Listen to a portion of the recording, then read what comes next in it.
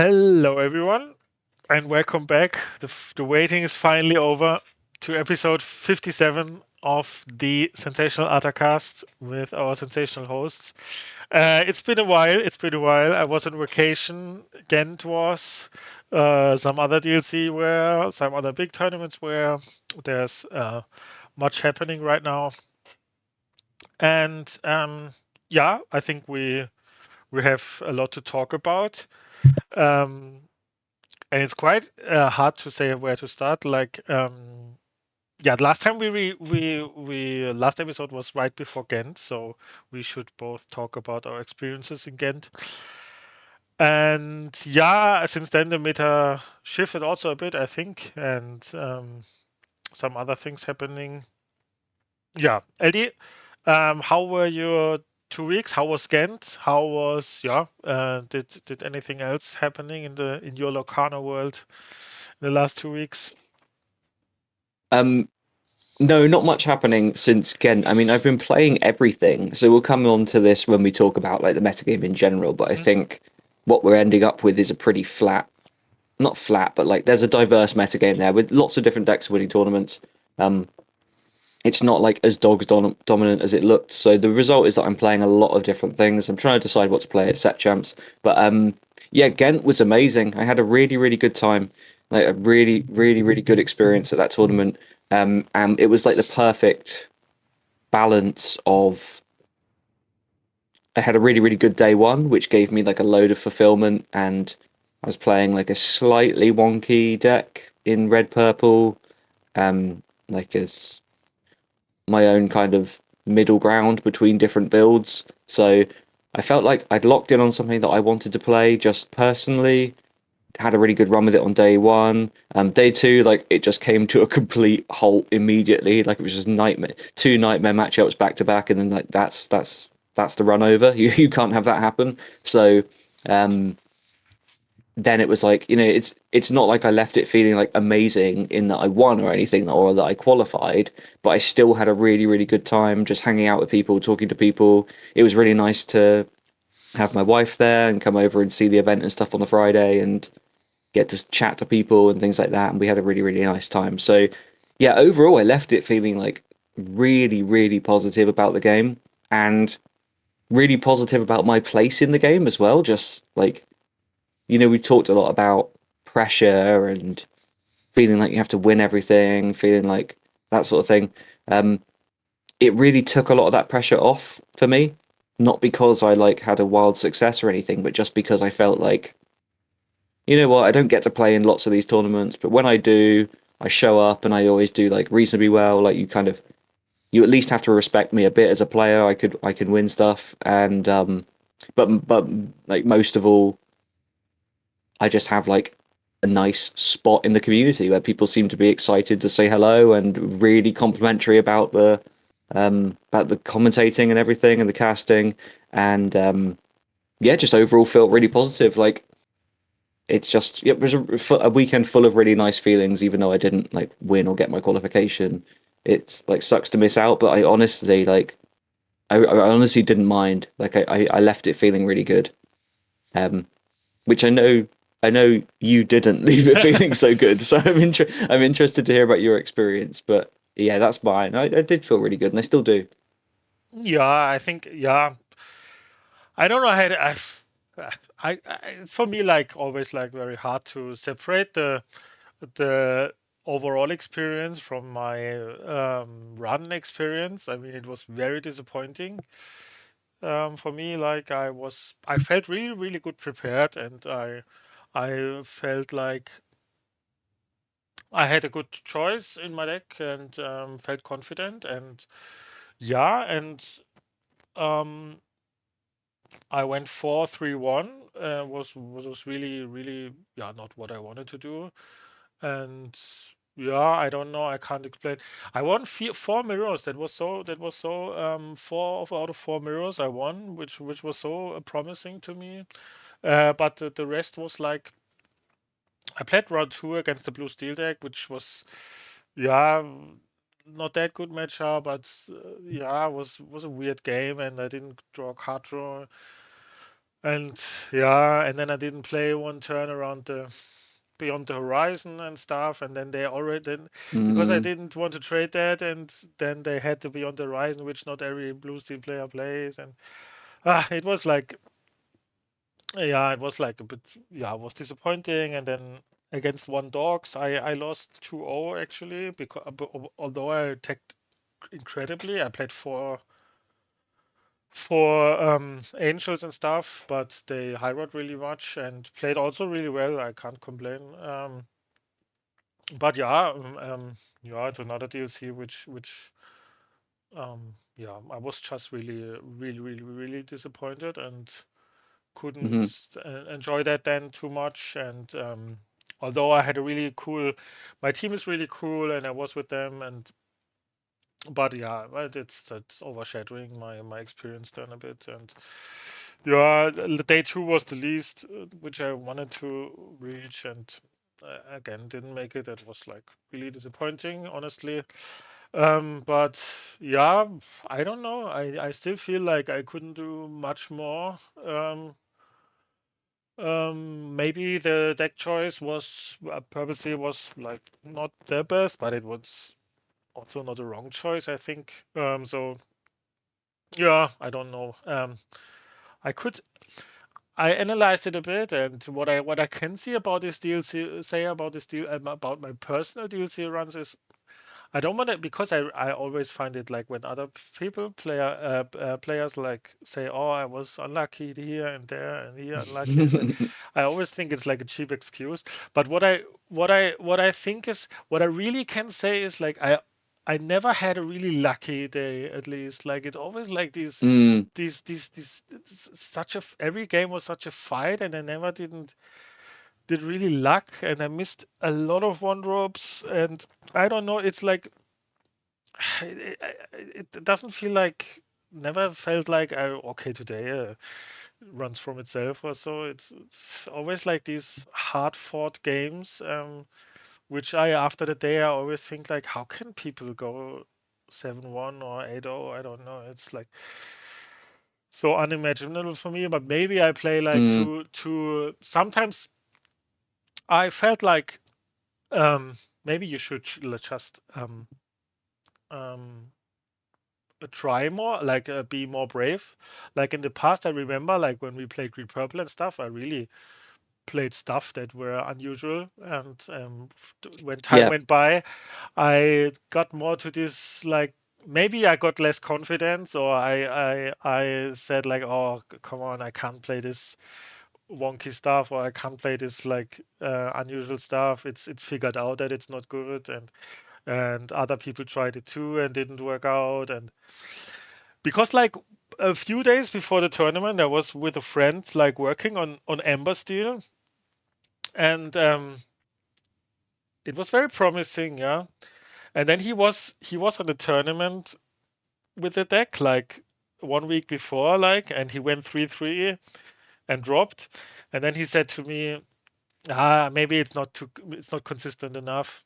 Like the Ember Steel stuff, and then I thought, yeah, okay, maybe you're right, and then like Diego and people came up with the deck and had really good runs, especially against dogs and stuff, and really crushing on and Sky. And yeah, so I try next time to be more brave Mm, and play more. Um, Try to be more confident in my unusual stuff. yeah. Because that's I that's mean, maybe the cards you can get edges with, because there was actually no card in my deck that I really could surprise my opponents, and maybe that's needed in such an environment. But on the other hand, like these dog stacks, like Sand and stuff, they also didn't play really unusual. Yeah, I mean they played no Sand played no daisies, for instance, but it's not like they couldn't get their opponents really off guard with some cards. I mean, mm, he played the shift tramp and stuff, but yeah, I don't know. It's hard to say. It's hard to analyze afterwards. yeah, I don't think but it's like I don't think I did too much wrong. I played also very. I did one major misplay against the Dogs um, matchup, which was really afterwards I thought, oh my gosh. Um, and I forgot actually that I could take back. I forgot that. It's so stupid. And yeah, and afterwards I thought, oh god, I could have take back. I forgot that I could take back. It's actually crazy. Because they had this Mickey out, this 4 cost two Mm, five, and the two damaged. Um, and the turn before I made 2 damage on a willow, so the willow was like alive because of the Mickey. But then I sung strength with my angel on the Mickey, and I forgot because they had a Comic Con out. Then they can double bounce, because like both mm, dying, and then I forgot that they double bounce then, and that's stupid misplay. Yeah, I mean that happens, but it's like, yeah, yeah. So I don't know, what I can say afterwards.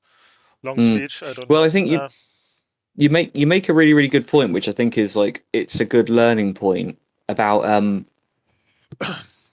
like you said, you framed it as you don't feel that you've ever had a particularly lucky day. It's not that you like have bad luck all the time, but you don't feel like the pieces have all fallen into place to have like that one super lucky run.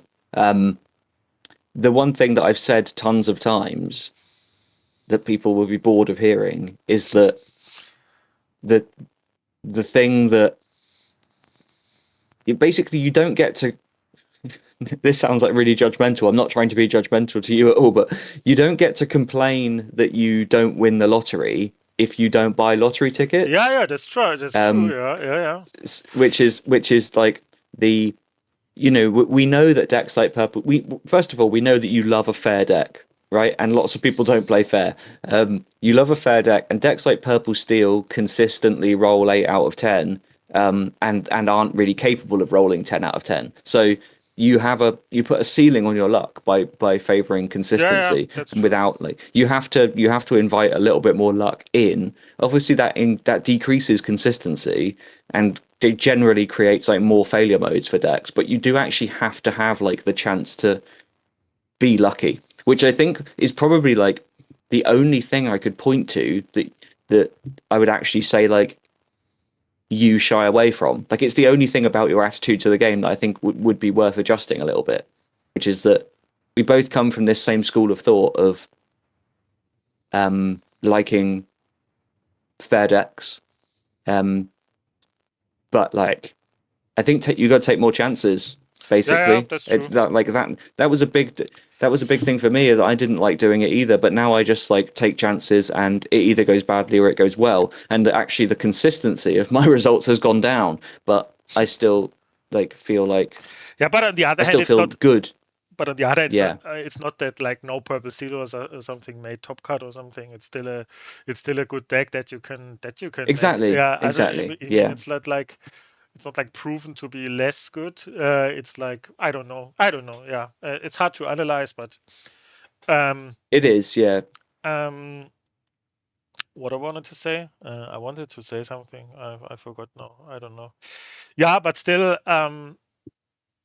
yeah, I don't know. It feels like still like also like when you say fair deck, it's also like still the case. I think that I never had a deck like since the rotation that I felt like I had mm, like with green purple in set 3 or 6 or something. So I still want to say like, yeah, all decks I play right now are also like these emergency decks that I don't really feel like, but sure. that's still like the best choices for me. But I actually, yeah, maybe Dogs was also like just too good in this tournament to it converted actually crazy again. Really Mm, crazy again, and it's beatable though. It's beatable, but it's like still too strong. I think the people get crazy innovative to beat it actually. So I think the floor of the dog stack is still like crazy, and For me, it's the best deck in the format for sure. I don't know. Yeah, it Yeah, puts tons and tons of pressure on every other deck in the format. yeah, Like every I the deck that I played, the red purple deck that I played in Ghent was like heavily tuned against dogs. It was sort of built that was like level one for me. It was like make sure you've got an all right dogs matchup and a plan to like at least on the play you need to be able to stop these turn three tramps or do something about it. Like slow them down enough that you can stay in the game. So even with that decision making, like it's still hard for my deck to beat that. Like when it high rolls, which it mhm, seems to do a lot. I don't know. Like I feel like it's so rare for me to see anything other than Willow plus one drop on turn two, which is crazy. yeah. Also, you're not So allowed to yeah, stumble also a tiny bit. You're not allowed to yeah, do you to. Yes, you're really not nope. too allowed to do that. Like, yeah. So Yeah, you yeah, can't take a turn off, and they don't need everything every time. It just needs to be like pretty good. Yeah, that like you say, I think the floor is really high on dogs, and I yeah, would still say it's the best deck in the format, of course. yeah, It's not unbeatable, but it's just like any time that you are like, let's say if you lose a dice roll and your opponent goes,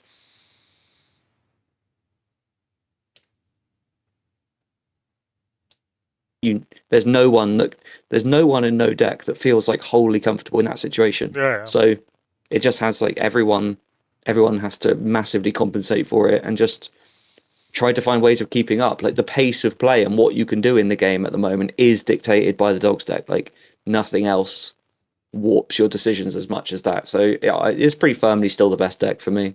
yeah, for sure. Um, yeah. What can we also what else can we say about Ghent? Yeah, I think San showed again that he's just a crazy, crazy player. I mean, he's also Yeah. like very, very scary consistent. I mean, he's a teammate for me, so I was very happy for him. And it's crazy consistent. He's just he's one of he- like him and DKP and maybe Ed. Like these players are so crazy consistent. It's such a mystery for me how they make it. It's amazing. But San is like the guy, um, or maybe they all three are the guys, um, that really don't have like a pet deck. Yeah, I mean DKP has a pet deck, but like they play always like what they really think is the best deck right now. Like they have Yep. this high competitive thinking of I don't have a play style. Like maybe they have a bit, but like Ed is like more of a controlly player, but um on the other hand they just play what they think is the best deck right now.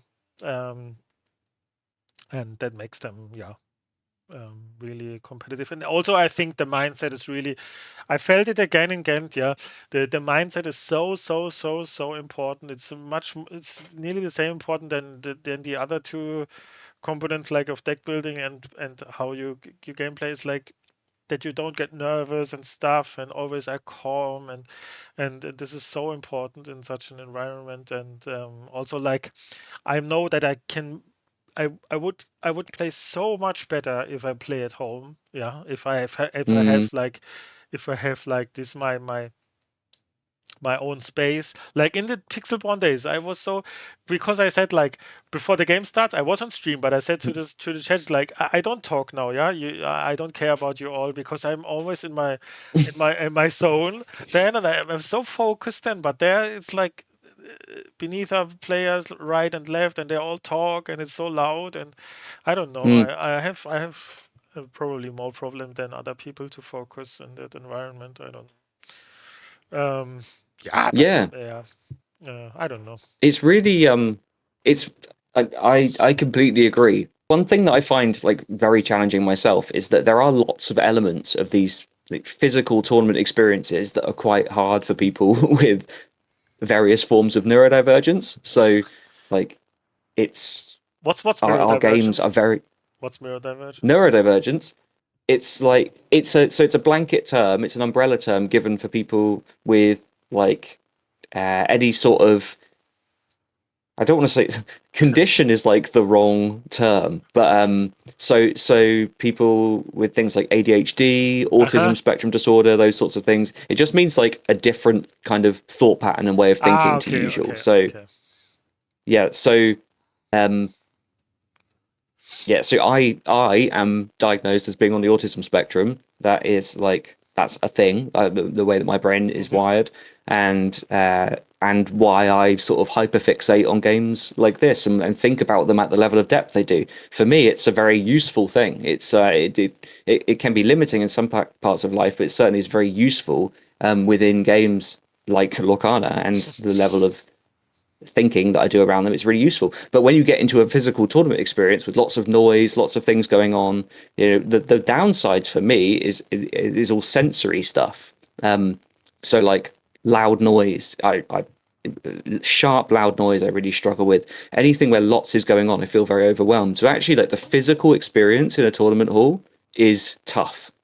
And I think a lot of people will probably relate to that a little bit. It's quite funny that like while you're at home, like in perfectly, like you were saying about playing online, when you're in like perfectly sculpted conditions, you can do really, really well. And then actually you get removed and thrown into that noisy, confusing, loud environment. It's a different matter. But the people that can tune that out and just remain consistently calm wherever they are, that is really like a superpower. That That's a is when superpower, you yeah. see those players, when you see those players at like super high level, um, consistently performing wherever they are. They travel around the world every single weekend, it seems like. They never seem to get tired from all that travel. They just turn up and win again. It's crazy. And for a really long time, I used to say, like, there's no such thing as a pro Lorcana player. I just didn't believe in pro players. Like, it's just not a thing. There were players that were, like, consistently quite good, but the concept of a pro player really didn't exist for a while. I think now you can pretty firmly see that there is like a superclass of pro, and I wouldn't put too many people in that space, but there are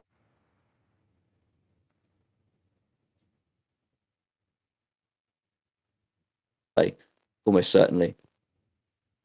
Hmm.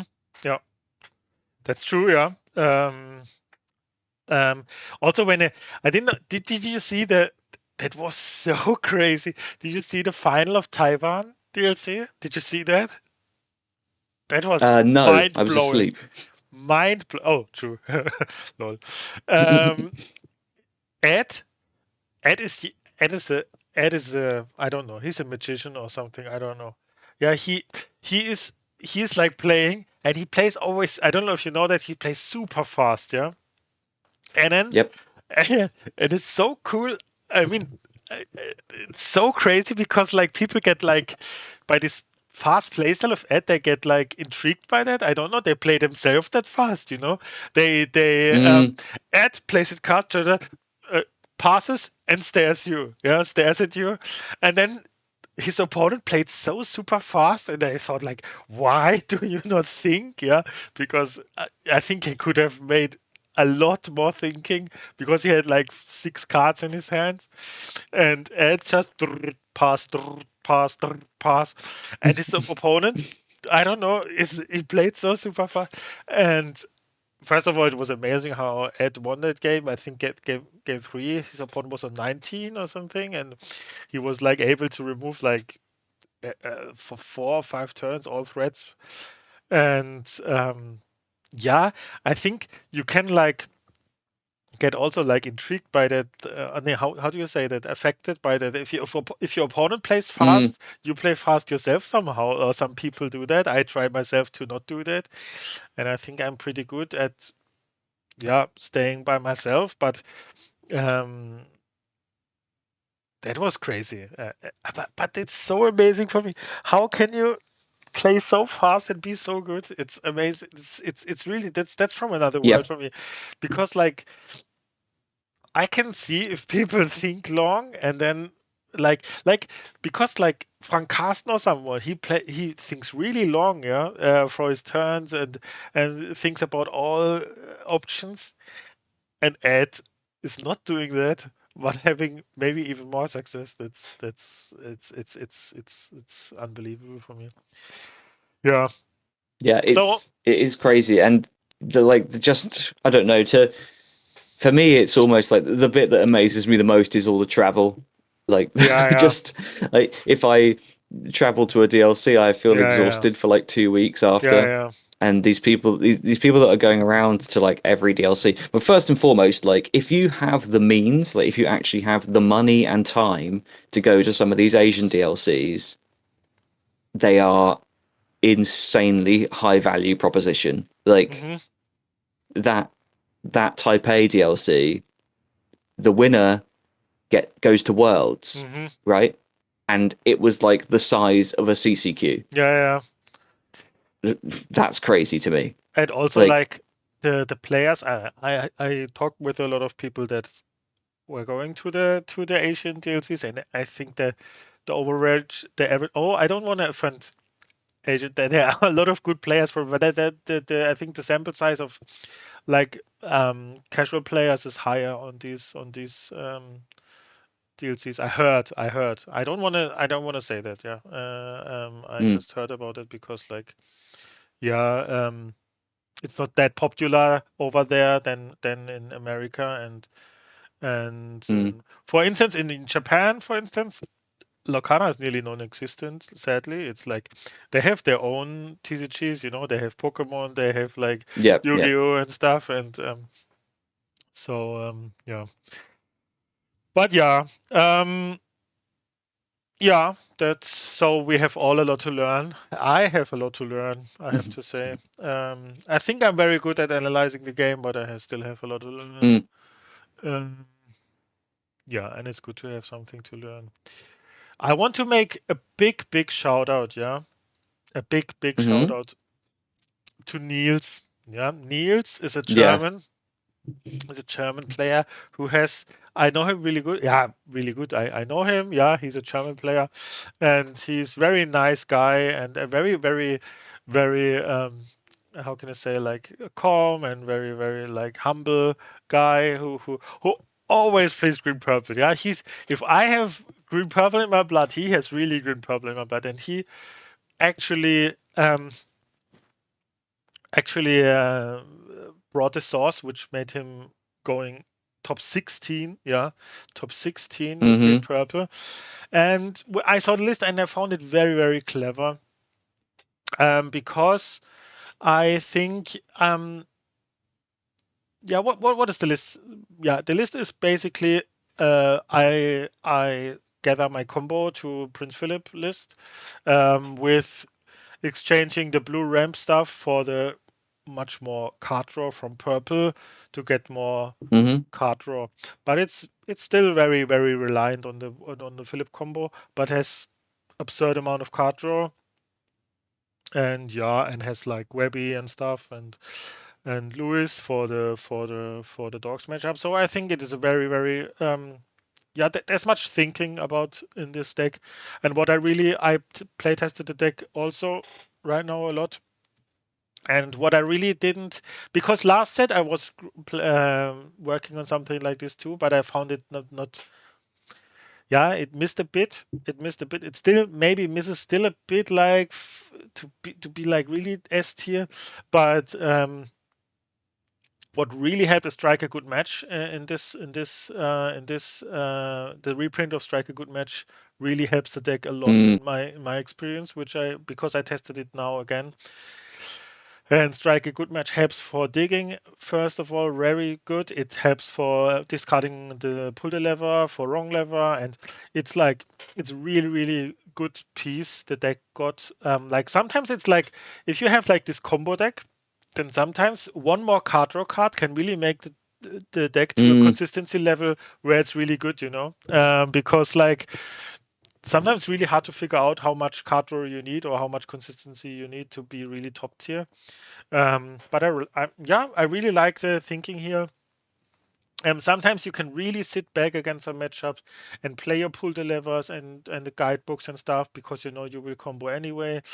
And a lot of decks, like for instance, Dogs decks have no answer for the three crossed Phillip. Yeah, so they have only like Mowgli and stuff for the combo, but yeah, you can still like.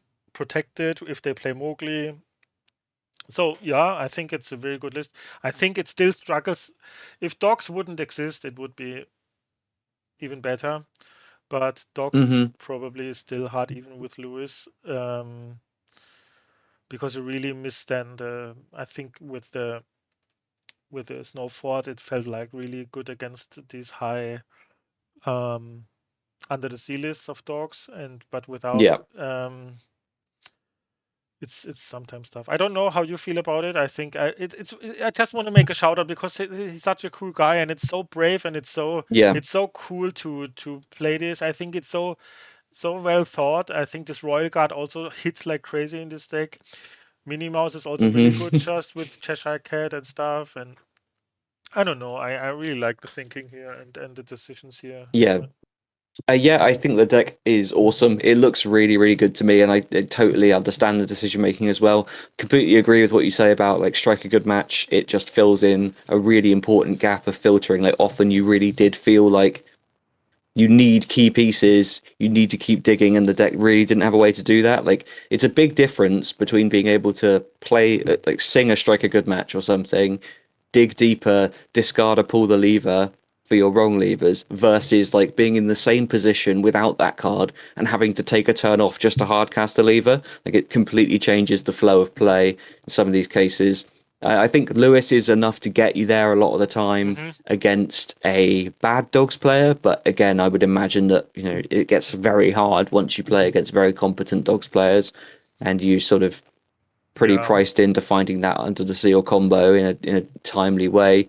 So yeah, I think awesome deck. And again, yeah, shout out to Niels, super lovely person that I got a chance to catch up with in Ghent a little bit.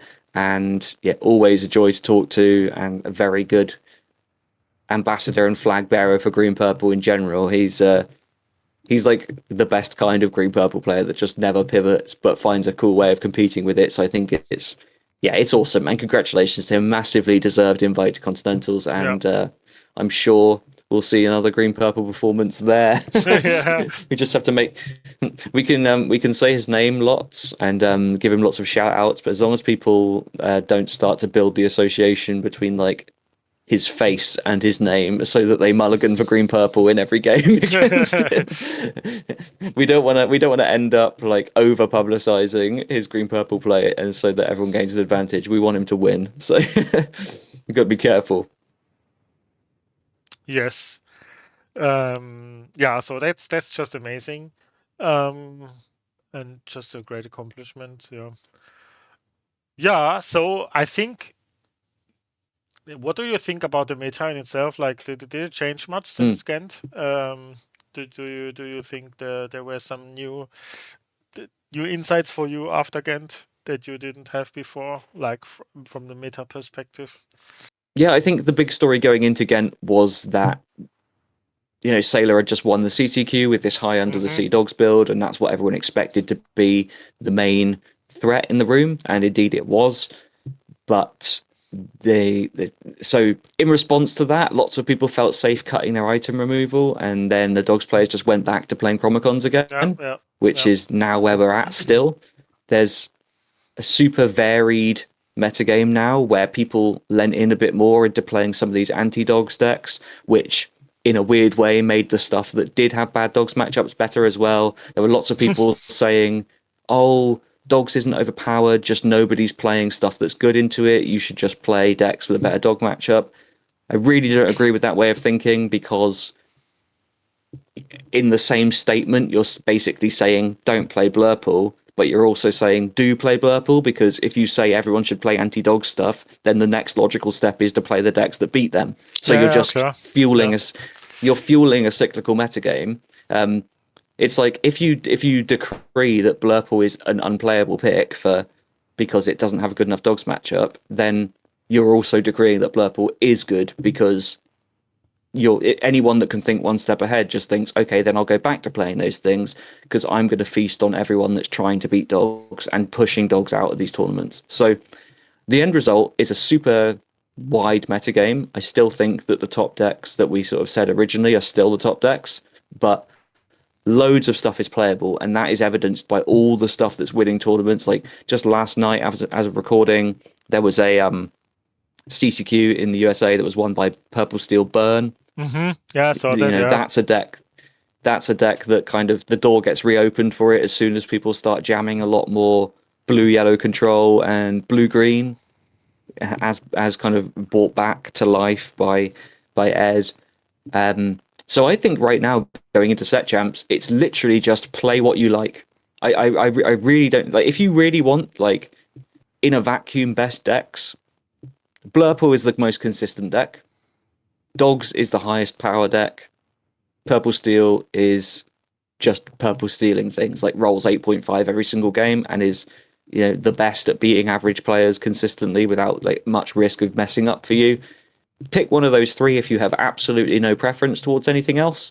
However, there are loads of other decks that are super deep and rewarding and good that you can play as well. You can play almost anything. I'd say there are at least 7 or 8 decks that I could happily play at set champs this season.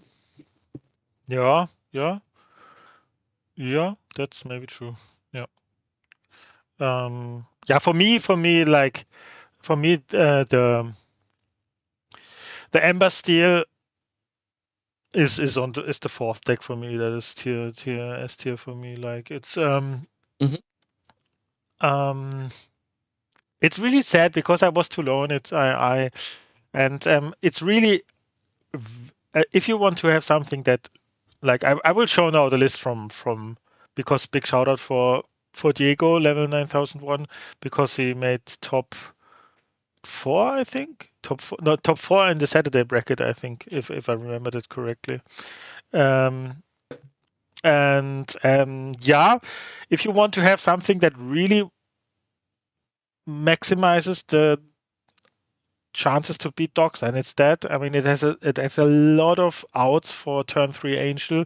You can either do it with Grandmother Willow, you can do it with the Akude Muti combo, and turn three Angel is often like lights out for dogs. No, not always, but like really really good against them. It's so important that it's like turn three or not turn four. And against Purple Steel, it's crazy good. They have Purple Steel has a trouble with a lot of these high roll openings, like an early like 5/4 bodyguard or something. Also the Stitch, it's just very good matchup. And yeah, Blurple is the only deck that it's like probably slightly unfavored, but not that much. So I think it leads to an overall crazy, crazy, crazy good matchup spread. But it's really, really hard to pilot. Really, you can really do everything with this deck, and it can be wrong or right. It's like I have sometimes hands with this deck, and I'm still figuring it out because sometimes I think I could full keep this, and then I think, okay, but I could Mm-hmm. also mulligan 7. So it's like you can do really everything. And I like the version of Diego a bit more than because Rhino I found really really really strong in general. Mm-hmm. Um, yeah, I think that the list of Diego is something that I would also play. Yeah, I really like the deck. It's very rewarding, and I'm happy that it came up and shaking up the meta a bit because you need to be aware of this deck because it's very strong in my opinion. It has so much Yeah, high roll totally. potential because like this it sometimes really reminds me a bit of Steel Song, like where you like no matter what you play, it gets just shooten away. So either Yep. with Angel or with the Sung Thunderbolt or Strength or something, and um, yeah. So Yeah. dodge your Blurples, and then no Blurple is okay. I think Green Blue is a bit challenging for the deck because it doesn't quest that good sometimes, but yeah, I really like that deck. Yeah. But you need to practice it really if you want to play it in set champs. You really need to practice it. It's not easy. Um, It's a very deep deck, definitely. Like it doesn't play like a lot of other things. A turn two angel, like when they're on the draw and they sing a cood with their turn one angel and then play angel into a lot of decks is just like almost you just can't come back. Yeah, Like they just it's play their yeah, it's crazy. yeah, really, really cool deck, and it's such a nice like it's a return to that Steel Song type game plan without being like radically the same. It is very different in a lot of ways. That it's a whole new sort of skill set to learn for a lot of people. I think it's really cool. I'm really glad this is around in the metagame, even though it does have those Steel Song like lines where you get behind and you just stay behind because every single thing you play just gets removed, which is frustrating at times. But again, that is like a high roll for them, so it doesn't always happen. Yeah, I think it's a super cool deck. Really, really happy that it's around and a nice addition to the metagame. Yes, exactly. Um, yeah, that's that. Is there any other deck you want to talk about? Or any other? Um, I Yeah. I mean, there are a lot of decks that are just kind of like almost there and can still do very good stuff. Like, I think one thing that's worth talking about is Amber Sapphire Control. Mm-hmm. That is, we talked a bit in the past. We said, well, it's a very good deck. Like it does good things, but I don't like my point before was I don't know how you play it into a field where you expect lots of dogs because I would, certainly the builds that were around previously, like they seem soft to very aggressive openings. Like turn one Daisy was very, very hard for that deck to beat to the point that like even though it's a good deck, I'm kind of forced to call it unplayable because I can't play something myself that loses to a turn one Daisy. Of course, it doesn't always lose to a turn one Daisy. I think it's a good amount more powerful than a lot of people realize. It's very consistent, just that kind of often in a lot of matchups, you're completely free to just go turn two ramp, Cindy, Moana, second Cindy trigger. Suddenly, like nothing really has happened in the game yet. You have a 2-3 and a 4-4 in play and 8 ink. That is real good. Um, obviously, like you do get run over by the fast things, but I think that now that the metagame is flatter, if your plan was to dodge dogs, that's a little easier now because there are lots of other things being played. There's also going into set champ season. There's also like the important thing to think about of we know that dogs is one of those decks that while it is the best deck in the format, it's also not something that everyone enjoys playing or something that everyone can play well. If your plan is, I don't think it's going to be like running every set champs. In fact, I would say its representation at those tournaments will be quite low. Um, and its conversions into top eights at those tournaments will probably be very low. So it's yeah, very tough. I actually think that Amber Sapphire is a solid call, a really solid call moving forward. Um, you just again play a bit of matchup lottery, and if you can come off well in that, then you can do really well. I don't know, like what are your thoughts on the deck? Are you still low on it, or do you maybe have a bit more respect for it? Um, I kind of like get intrigued by what you said because like I was initially saying it's even lower for me than before, but Oh, okay. maybe I'm wrong. Maybe I'm wrong. In the meanwhile I'm really happy to even play with Purple Seal against it. I wanted to say, but Mhm. maybe I don't play against really good players. I don't think. How can I say? Um, First of all, I have to complain with the deck that I have like since day one, and I want to say like, what does it actually do better than Blurple? And it's still Mhm. like the case for me. Outside, it has Raging Storm, but Raging Storm is how can I say? It's still not a really good card. It's so much worse than Be Prep because like these follow-ups are still. I have so many situations where I think okay my opponent has to Raging Storm now and then what against against Mm. against Purple City you have basically you can refill like infinitely and they always have to Raging Storm the board so they can't set up an own clock and they have to run these. how can I say this 3 cost item? I forgot the name. They have to Oh, play Black this Cauldron. Black Cauldron. They have to play that to beat Blurple, and Hmm. they have to run Spooky to play to beat Dogs. And I don't Mm, see the good matchup. I don't see the good matchup as at least from the top decks. And then I think, why should I play it? But it's totally if you have a really good insight about such things. So if you I'm probably too low on it. If you say that like this,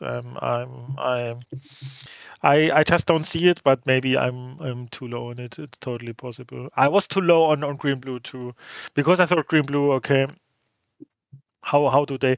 But they adapted a bit and came up, and somehow sometimes it's like that, like it's so often in Lorcana. I see that so often that we try new stuff, and then we think, yeah, okay, oh, cool, cool, that's all cool, yeah, yeah. Here, Akut and dogs is crazy now with Nani and stuff, and then sometimes, then someone to turn for Clarabelle, your welcomes you, and you think, okay, this is still broken, hmm. Yeah. Nothing changed about that. Yeah, and so yeah, maybe I'm too low on blue yellow too. But I think it's still a good tier lower than the other top decks for me. Also from Okay. consistency, Yeah. I think it's Sure. very less consistent. It's way less consistent than the other decks for me. But Mm, I'm not super sure about that. It's just my feeling when I play against the deck. yeah. And yeah, Yeah. because what's No, the best totally see follow your up? points. What's the best follow up to Raging Storm? That's always the problem for me. What's the best follow up for them? Their card draw is basically a Stitch, and they can't really play that. So they Raging Storm you, you refill. They hope to have another Raging Storm. Yeah, I don't know. Yeah, but Yeah, I think like the plan is kind of you Raging Storm, and then that's when you start playing your Hades after that. But then, you're just any deck that starts playing two things per turn into your Hades every turn is just, you're going to be behind still, especially if they quested a lot early. And that's how the deck loses. But it's yeah, I do think it's a pretty a, at least a very valid contender for like set champs, it's that not sort of super thing. Like bad someone for will. sure. It's not super bad for No, sure. no, I like it. Um, and it does represent that kind of traditional hard control, double-sided board clear game plan that a lot of players are drawn to. I think that Yeah, there are players that will identify with that archetype that maybe have kind of felt a little bit like control decks. We have like Blurple, which is a not really a control deck as such. It's just a ramp deck with a ton of card draw and then spot but wait, removal. And then we have like green blue, which is a combo deck in my mind. yeah, there's always like this green blue. If they say control, yeah, that sounds. I don't know. This is not a control deck for me. That's a high roll pile It's a for me. com- it's a it's a it's a combo deck, yeah. Yeah, it's a combo deck. But if we speak about, if you like the old control style, then I want to make another shout out again for my Mm-hmm. teammate Lukas Kaupas, who was very, very close to making top cut with red yellow. Yeah, but what a red yellow! We played against it the day before against a teammate who also played the deck, and I was really surprised how good this deck is. But it's a task to make this work. That's for sure. Yeah, and Lukas Mm-hmm. Kaupas is known for bringing really spicy decks, and he also wants to really win with these. He's really cool. He's a really cool deck builder because it's not easy to build a deck like this. That's also like competitive. So the here's the draw engine, the how's it, the Webby's guidebook, or how's it called? Like with the Webby's um, diary. Yeah. diary, yeah. With this like yeah, always when you boost, and you showed also in your purple red purple deck how good the Scrooge is, and Hmm. you can also make it to a yeah, and then you grind. It's a lot like this old red purple style play style. Like you freeze the board with the Scrooges and stuff, and then you ink up to 8, make Raging Storm, and then afterwards you play this diary and yeah, outvalue your opponent slowly.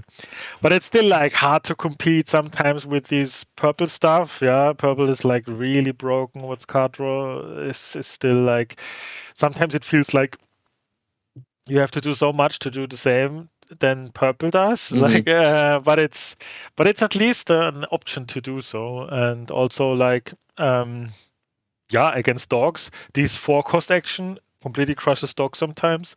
These exert all opposing characters with 2 or less strength. It's absolutely crazy if they don't have like set up a really good early like Comic Con or something. You can really clean up the whole board with this deck sometimes with this card. And yeah, you have like Horseman strikes against evasives and stuff, and the Horseman is also really good against dogs, obviously. So yeah, I think it's also a lot of cards that survive under the sea. Hmm. If they don't like decrease the strength, and yeah, I really big shout out because like it's very was very sad because he was very close, like 9-3 I think he was after day 2. So one more game and he would be in with red yellow. That was also like Maui Shark is so crazy good with Elsa, you know, like the new Elsa, which is like very close Mm. to the other Elsa, and then you can rebuy something, and yeah, I think it's a cool deck. It's also something that is also something you could bring to if you really like the old red blue or red purple like play style. Yeah, that's very close to that. Yeah, like Yeah, sure. this Rabbit's Diary feels very like rabbit bouncy. You know, like oh okay now I draw cards and yeah. Um, yeah, but he said like also green blue is also not a very good matchup. Sadly, green blue destroys a lot of dreams, especially my dreams. Yeah. Yeah. Um, Yeah, I mean, it did a pretty good job of destroying my dreams in Ghent. yeah, it's I also what played. I it, yeah. This is the worst matchup for your red purple, I guess. Probably, yeah. I think Yeah, probably, yeah. and the way that I built red purple is like you have to give something up, and I thought, Hmm. you know what, I don't. If dogs is the hot deck going in, and it supposedly crushes green blue, as at least that's what the theory was going in. Um, Yeah, solid I'm thinking. Yeah. happy. I'm happy to be 0% into green blue, and then I excitedly turn up for day 2, and my pairing is just fungus, and I'm like, oh, Oh, I'm about to get green blue to hell, and I did get green blue to hell. It was one of the most one-sided matchups I've ever played in my life. Lovely guy, by the way, very nice to chat to, and really nice to like meet in person. But it was like, um, I don't know if you've ever seen this meme or if it's a meme that like translates well at all. But people there's this picture which is like who would win in a fight, and it's like one side is atomic bomb and the other side is a mouse. coughing baby, right? And it really did feel like atomic bomb versus coughing baby. Like my game plan was basically quest to 8 and then lose, and there was no way out of that. um it was hilariously one-sided. So yeah, it is one of those decks that again is like on paper you would say, oh well, you can't play this, it doesn't, its dogs matchup is a bit weak, but like everything that's doing anything, like whether it's the kind of deck I played or this kind of Lukas Kaupas deck here, it just feasts on that. Like it's just going Yeah. to smash all of those. If everybody is a step ahead, you can be 2 steps ahead by this deck that is supposedly on paper. Many people would tell you it's not a good pick. it is a good pick. Like it's still a good pick as long as you. Everyone just needs to find the matchups that they're hoping to see, and they need the field to look the way that they're hoping it will look. Like for me, I made a read on what field I expected. I thought the most rep decks will be dogs and purple steel, and I also have an outside shot of outgrinding Blurple. I'll hedge purely for those and play something that I think is favoured into those two decks, Yeah. and medium to bad into another. And then the field looked exactly that way. I still need to dodge the small number of blue greens in the Mhm. room. My theory was they'll be gone by day two, but Mhm. Ed and Fungus most certainly were not gone by day two. And then I had bad luck pairing straight into them. So, well, I didn't pair into Ed, but one of them. So, This yeah, deck. you just have to find the right things at the right time. I hate this deck so much to exist. I have to say that. Sorry, sorry, sorry, all green blue lovers. I remember when, you know, Clarabelle, yeah, Clarabelle, and you're welcome and this stuff, yeah, exists since set five, I think. Five, I think it's set five. And then I know when Coffin and this guy is like, um, playtested that, yeah, and placed it. Oh, I try blue green now, yeah, and then we all said, oh, it's such a bad deck, but it's so funny if you make Clarabelle shift, you're welcome. It's such a cool combo, ha ha ha. Then you win, Mm. and now this is a pillar of the format. I don't know. Okay, enough hate. I love you all. Um, Oh, I really wanted to say something quickly on the uh topic of like deck hate. And this is a shout. This is really this is a shout out to all of our listeners, and especially like our loyal people that have come back every episode and people that have been with us for a long time. Um, Last week I did a podcast with a couple of friends. I went on a friend's podcast that people that are local to me, and we had a chat about Ghent and stuff like that. And I basically said some things that were like not even that strong for me, but they were like anti-Blurple, where we were talking about the fact that like I was retelling a story where I was talking to a couple of players again, like a couple of very good players. I don't want to name names because like I don't want them to be criticized, but we were laughing about the fact that everyone has these similar stories of like, oh, this person from my locals that's never won a set championship before, they're now like 8-0 going into day two. You never have to ask what deck they're playing. It's always Blurple. Like it is always it is so linear. And anyway, I went off on one of my normal rants that I do about these sorts of things, and I tried to be a little bit funny with it.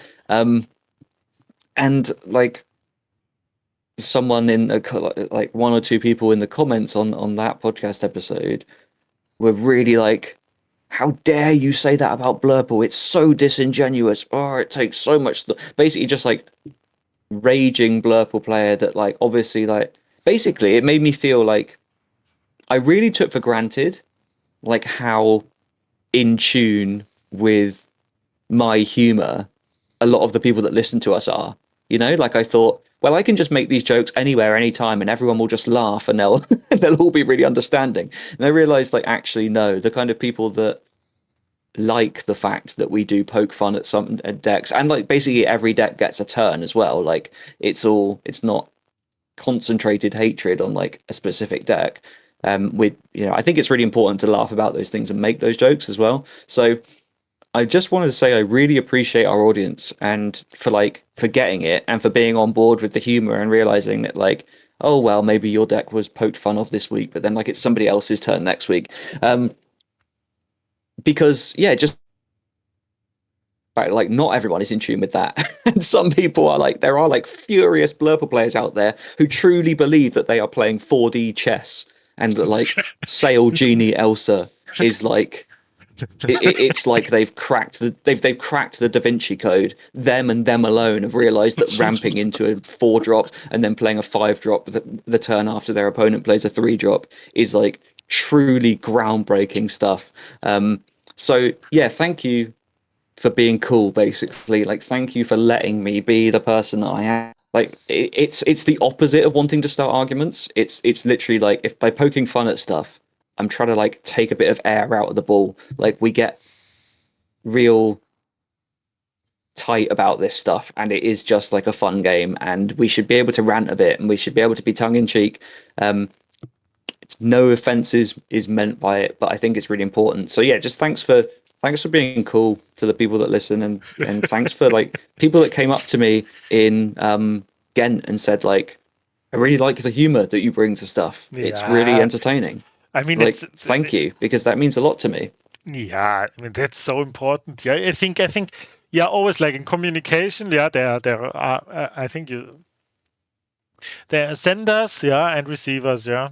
And if Yeah. something goes wrong, yeah, then it may be the sender's problem or the receiver's problem. Yeah. And I think in that case, it's if you make jokes, if I make jokes about, I have much respect for Ed and Fungus. Really, I don't take away anything that they do. Yeah, anything. Yeah, and Mm. if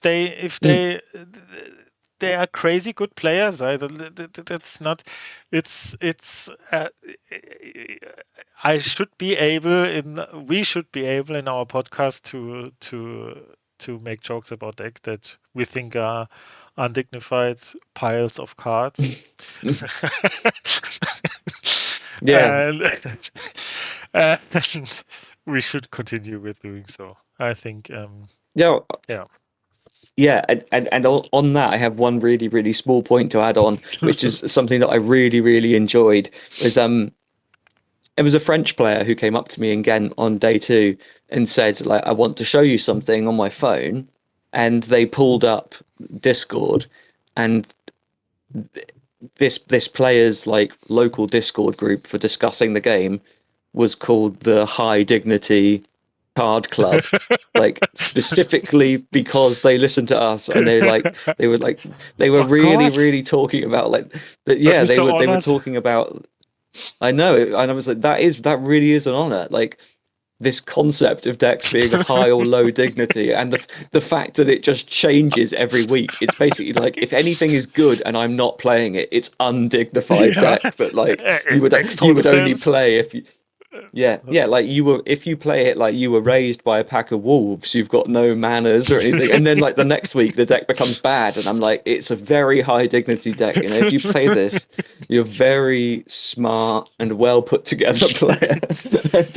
And it's as simple as that. But like the fact that people find that funny is just yeah, Yeah, I love actually, it. And you can say that objectively. I think cards like I don't know, like Black Carrot or something can never be undignified. You know, that's a dignity no, card. You no, know, no, no. like Yeah, it's totally objective. You know, yeah.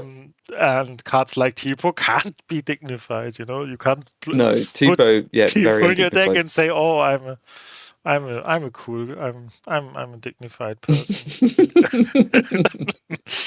um, So yeah, no, but that did mean a lot. That was really cool. That yeah, was but really cool. when we are about it, I think I really want to say that when I was in Ghent, I was overwhelmed by how many people come to me and came to me and saying nice things about me or our podcast or something, and you can't really you can't really say how much that means to me because I'm a very doubtful person about myself, and yeah, if so many people come to me and or us, yeah, and saying how good the podcast is or about the metafy and stuff, then I think I'm really glad, and I'm really thank you very much for that. And if I'm yeah yeah if I hope it came out that I how thankful I was about these Mm, people, because I sometimes don't know what to say then other than oh thank you, thank you, thank you. But I really mean that thank you, it's not like oh yeah thank you, it's really I really mean I really mean thank you, yeah, so totally. yeah, so that was really cool, although it's hard for me sometimes where during a round when I lost a round and it's this third loss, and then it's really yeah overshadowing a bit like this experience, but it's like still means a lot to me really, and yeah. Yeah, yeah, totally. And yeah, I feel completely the same. I try to make lots of time to talk to people and actually have like, rather than just like a quick hello, thanks for listening to the podcast, goodbye, like actually have a little chat about how their day's going and everything, because I really do enjoy meeting everyone. Like it is actually just a nice experience. I'm not doing it just because I feel like I should, like I actually want to, which is really nice. You did just really remind me of what is going to be like. I don't know if you even remember this, but in my head, it's lodged as like a bigger thing. Um, this will be like one of the funny stories that I remember moving forward, which is that we were on the Friday we were in Ghent and we were stood talking after a round. I don't remember who was with us. Hmm. There were a couple of other players with us and like other content creatory people, and somebody came up to you and said, "Oh, hello, I love the podcast." And the fact that they said I love the podcast is what makes the story so funny, is that they pulled out this thing for you to sign Hmm. and then looked at the two of us and said, I love the podcast, and then got you to sign this thing and then just walked off. They did. I remember. Yeah. And I really hope that like I'm like no shade on that player. Like I totally. Lots of people didn't recognize me, and I thought like fair enough. There are lots of people that like you and like stuff that you've done in the community, and like you're a Yeah. beloved character in your own right. It's not like this is the only thing we do. I don't have to. I don't Yeah. think that everybody that likes you owes talking to me.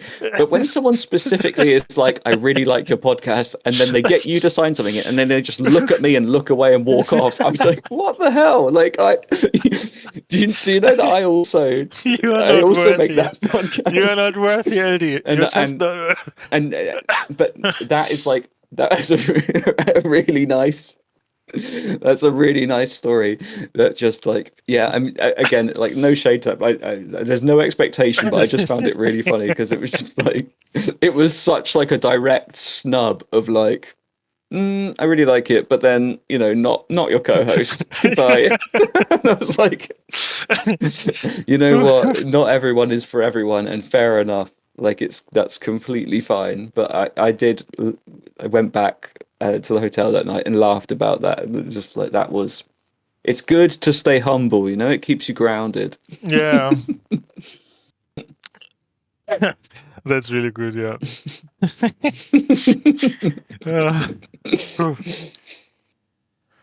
Uh, yeah. What else can we say? Um, I'm actually back in Japan right now. If you saw that, I can only say I'm pretty sad that I can't go. Do you go to the LCQs? Yes, I got a ticket for the EULCQ, which I'm really looking forward to because even though it's like a brutal tournament format, um, I know that like I'm going. There's plenty of discussion in the community about like ticket prices and stuff. I know people aren't too happy about the fact that it's a €110 LCQ that you could lose one round and go out. Totally understand that perspective, and I get why people are mad about that. But I'm going with a view that it's like a weekend of hanging out with people that I'll see friends, hang out, we'll play some games, that sort of thing. I'm going with that in mind, but I'm really excited about the fact that it's post-rotation format and it's really early in the format as well. So, Mm-hmm. should be it's a really good timing for a tournament, I think, for me, for the way that I think about the game. And I'm Yeah. really excited to brew for it because I'm not playing Dortmund because like I simply don't have the time. Mm-hmm. Um, that's the other thing. That's where Like I. with trying, That's why I was so. I'm so excited for Dortmund because like Infinity is really so thousand times more exciting for me. Like I'm very high on Blue Steel and stuff, and I want to play that. And yeah, that is really cool. But LCQ, first of all, yeah, I don't know. Maybe we shouldn't talk about the topic because like, yeah. Yeah. I won't go to LCQ because, no, I don't. I just want to say I don't understand the pricing. come. I just make enemies if I say that. No, so I don't. I don't say. I don't think if we. I don't know how to say. Are you gonna say anything? You know, Yeah, like, I. does it I ever eat happen it. to you? Like, Yeah. What? this happens quite a lot to me, where it's like I can feel that I'm about to make a mistake, like before, like in conversation. It's like I fully acknowledge.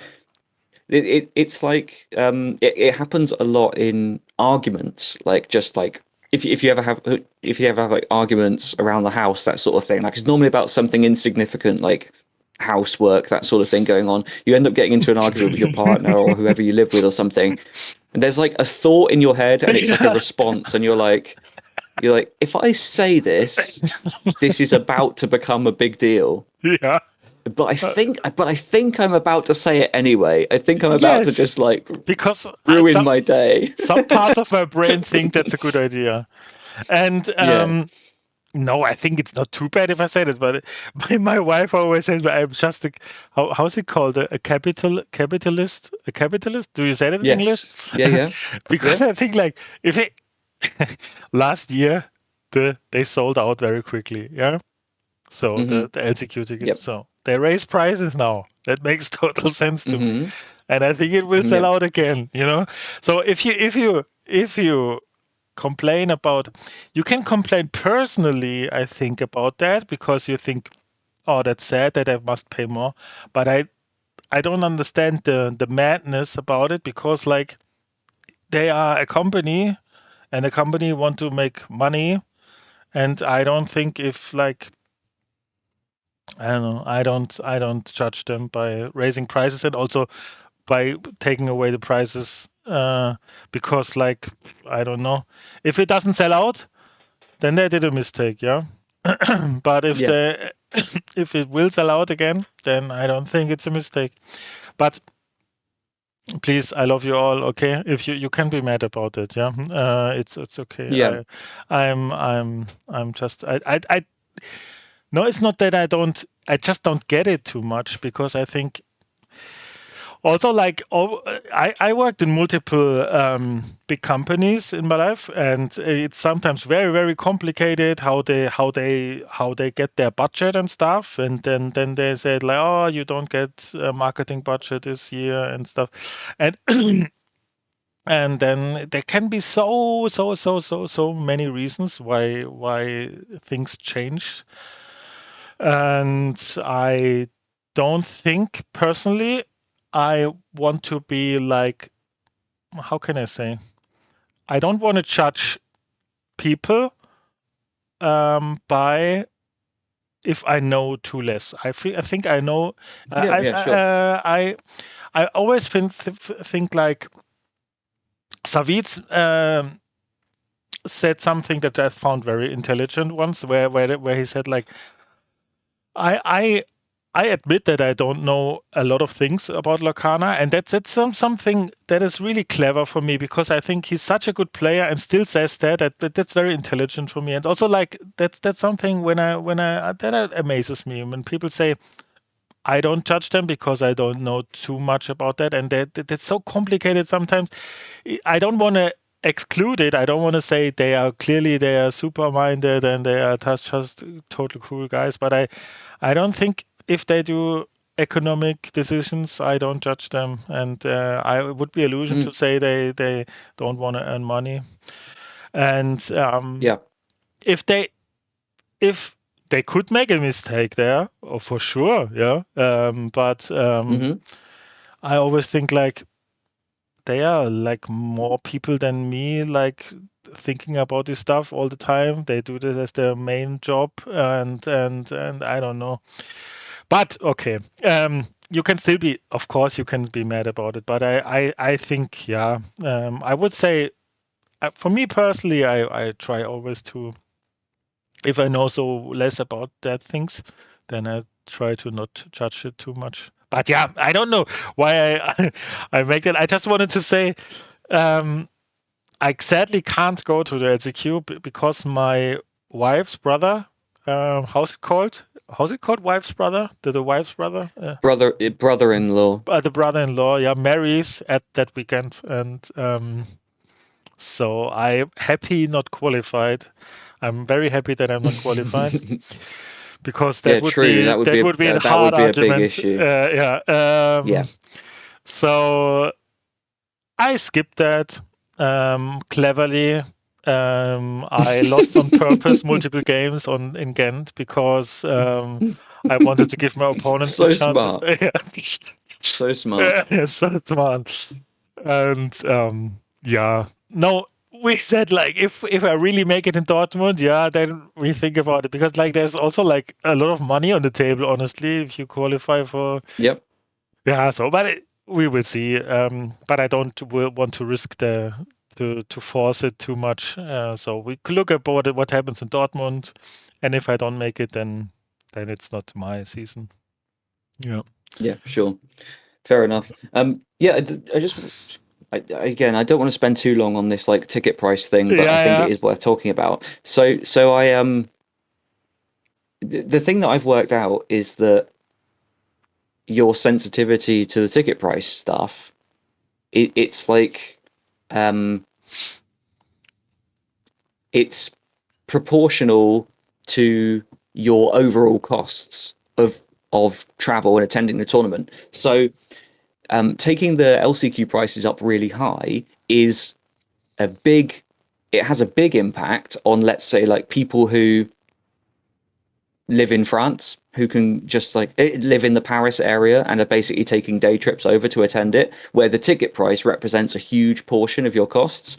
For me, the higher ticket price didn't enter my mind at all because it's a drop in the ocean of what I have to spend to get to these things yeah, anyway. exactly. Like I live in a ludicrously prohibitive area of the UK for getting anywhere.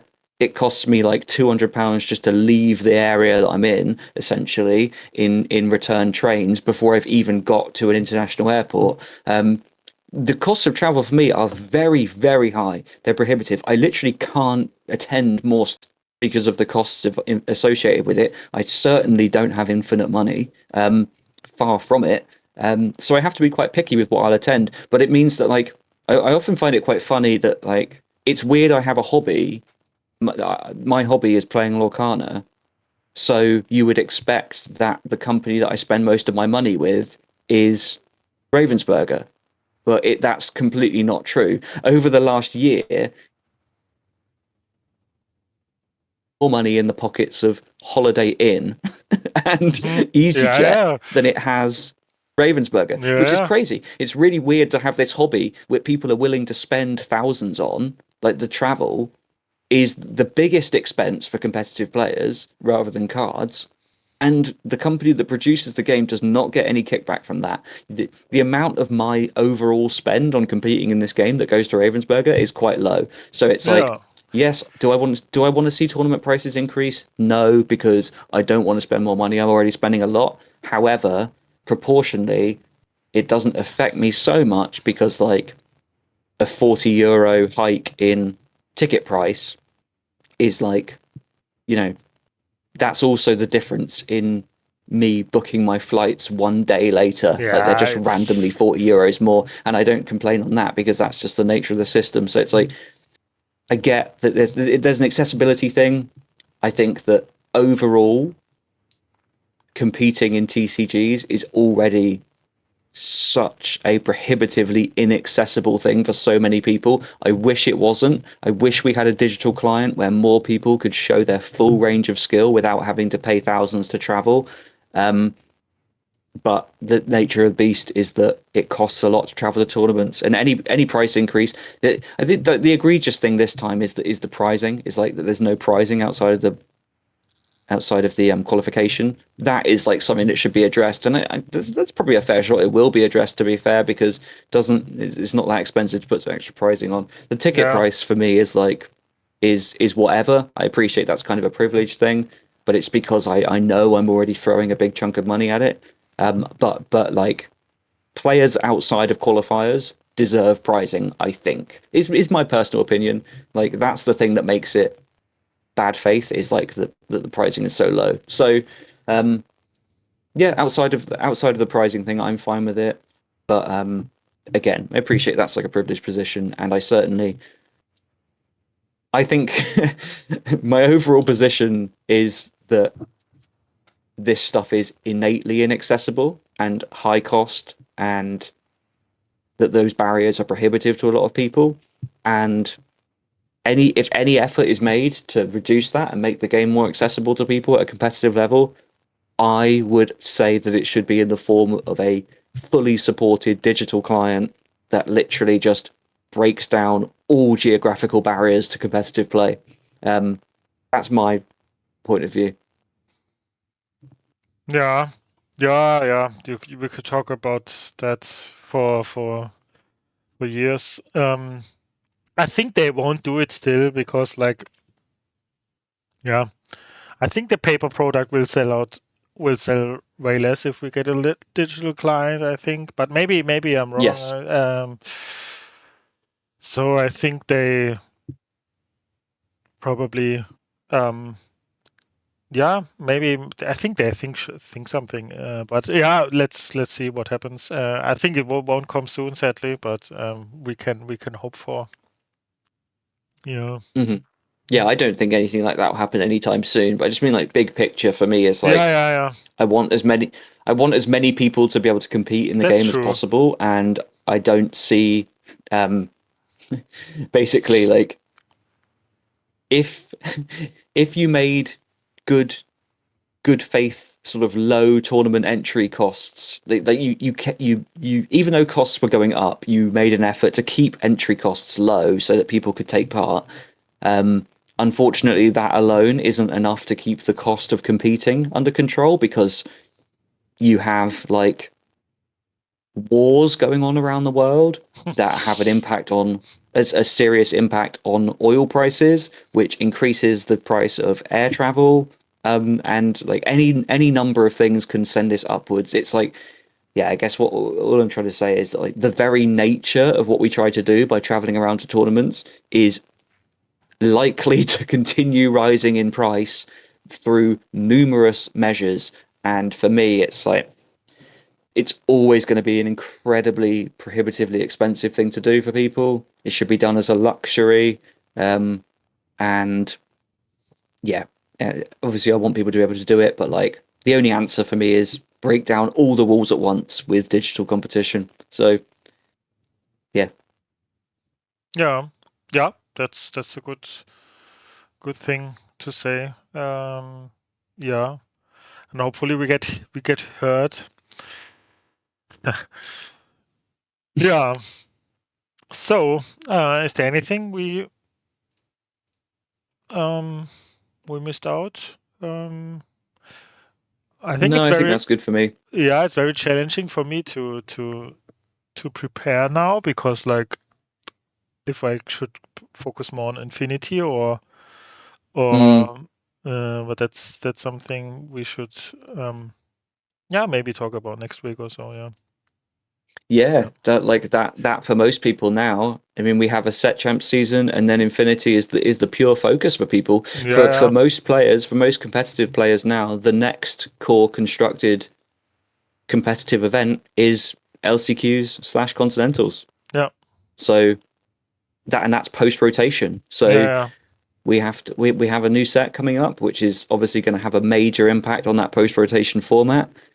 But for a lot of people, their investment in the pre-rotation core format will be pretty low. So I think it makes sense to shift attention towards Infinity for a bit, so that Yeah, people probably. attending the DLC, Yeah, one set will yeah, probably shake it up not too much, the no, Infinity. So at least to try these things out. I can still imagine like how broken Blue Steel must be. I think this. I don't know. I remember how broken it was. I can't. I'm really excited to take a step back on. I'm very excited for that Dortmund is Infinity. I think the most people are a bit mm, like disappointed about it, but I'm personally very very excited because like, yeah, probably also like because like this post rotation was not my favorite. Um, yeah, favorite state of the game. So I'm very excited to step back into good old Hiram's, good old Yeah. popsicles. No, let's see. Good old 4-cost 1/6 characters that draw 4. Good old one cost What? 3/3 that can sing Storm. Yeah. Like Cindy on crack. Like Yeah. yeah. Naja. Let's see. But it's what's really interesting is like we actually have to wait and see if that's even like good enough. No. Yeah, Like yeah. obviously it's crazy good, but we don't know for sure like I what is talk great with in this format yet. I talk with many people, and they can really like aggro can really like go under them the blue Yeah. steel stuff. Like with this new Lilo, that this very annoying for them to deal with, and yeah, there are multiple options. Like also with this Akut in Infinity, you can. The options are crazy. What you can come up there with Akude Muti, and yeah. So let's see. It will be exciting. Yeah. I'm looking forward to it. Should be very cool. Nice. Okay. I think then we got all right. Or do you have anything Yep. else? No, Nice. all good for me. Thank you everyone for watching. Today, just want to say I know it was like a bit like we had technical issues. LD was cut off multiple times. We try to solve that problem, but it's like caused by the we are so far away from each other because I'm in Japan and he's in England. So we will try to solve this and maybe find a new solution for recording. Just for you to know, listeners, that we are aware of that and feel sorry about that. But for next week, we maybe have it solved. Yeah. Yes. Okay. Cool. Then thank you everyone for watching and till next week and bye bye.